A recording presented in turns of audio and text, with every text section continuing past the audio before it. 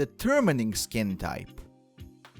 We talked about different skin types in previous lessons, but we did not cover how to figure out which skin type is in front of you, whether on your skin or someone else's skin.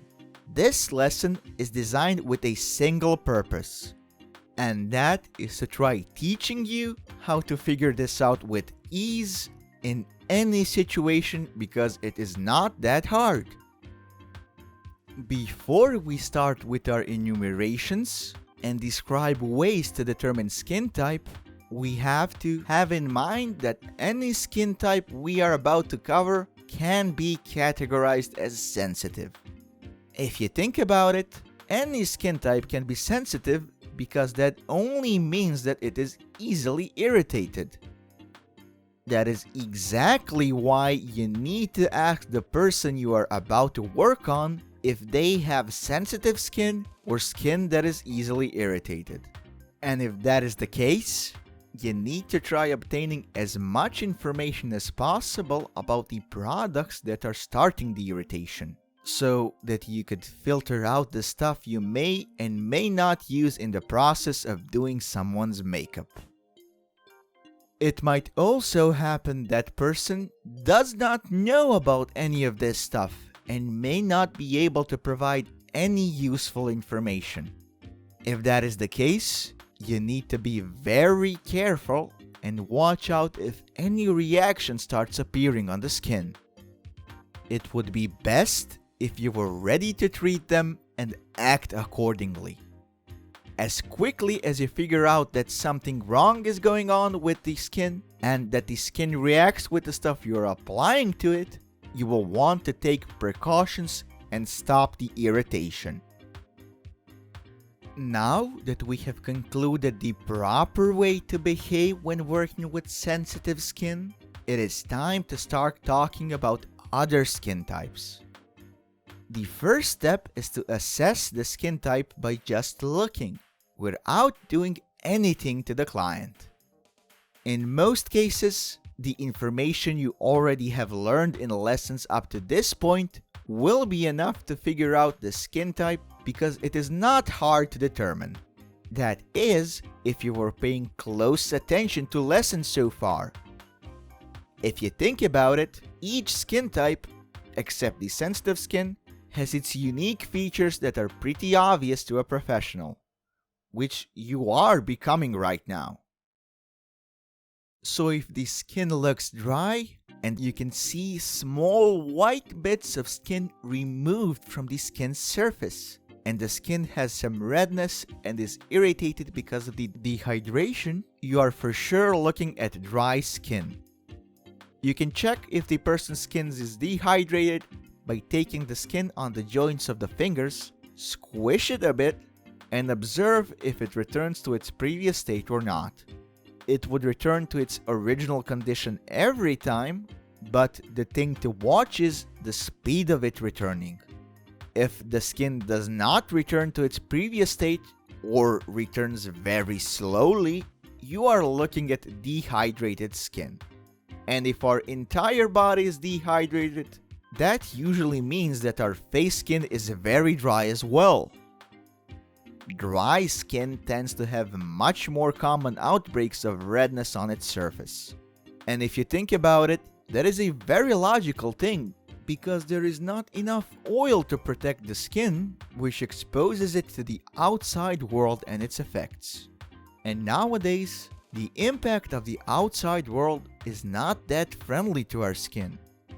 You will be learning in the lessons ahead that we want to treat the dry skin with as many nourishing products as possible, and make sure that we do not incorporate any products that tend to dry off the skin by any means necessary.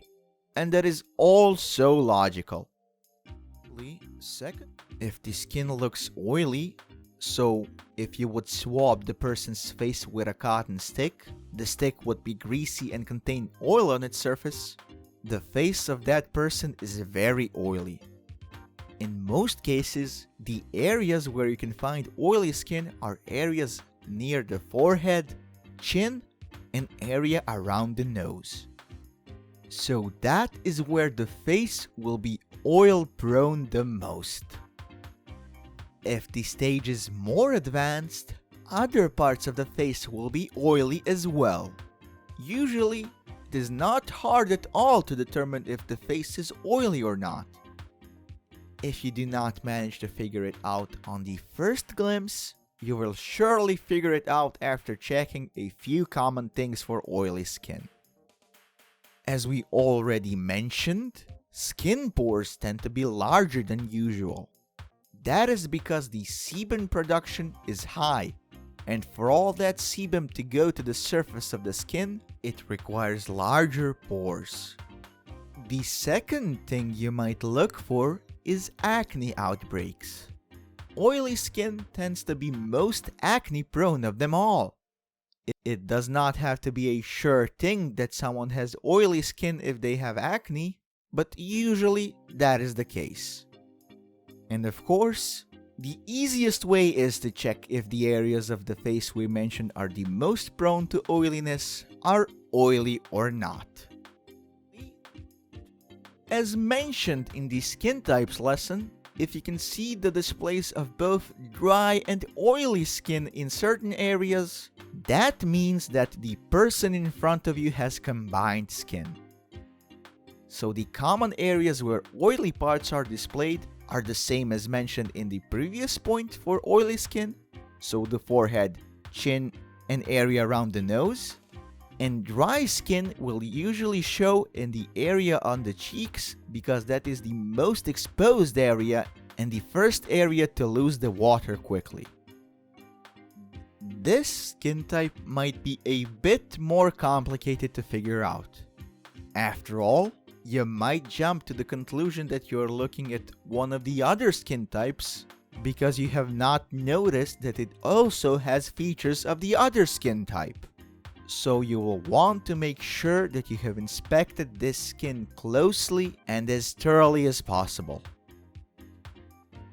This is where things get a bit more complicated, because the skin might look like nothing's wrong with it. It can look like any of the skin types and be very sensitive alongside. So you will have to be on the lookout while working on any person to check if their skin starts getting inflamed or red at any point of your working on it. You can also frequently ask the client if they feel any itchiness or uncomfortable feeling on their skin while you work. As soon as you notice any of these signs, you have to stop what you are doing and try fixing the problem. And for that, you will want to be prepared in advance, so you have all the tools and products necessary for the inflammation fighting process. So you have inspected the skin with your eyes and have your opinion on the skin type. But to be sure, you should use a more measurable approach. Do not worry, we have got you covered. This is a list of some simple ways to determine skin type without any requirements. You need to ask the following questions and the answer should be apparent. Firstly, look at the skin. Does the overall texture feel dry, oily, or smooth? Secondly, the feeling you get after washing. Do you feel tightness after washing your face? Or does it feel oily while you are washing? Thirdly, the look of your skin by midday. Is it oily or dry? How does it feel when you touch it? Fourthly, describe the lifestyle that the person you are working on is enjoying. Stress, hormonal, sun, diet, exercise, water intake. And fifthly, is there any sun damage? Being able to determine the skin type of any person sitting in front of you is a must when doing makeup, so you better master it.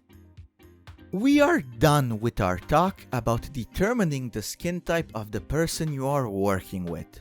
it is time for us to talk a bit about some more colorful topics.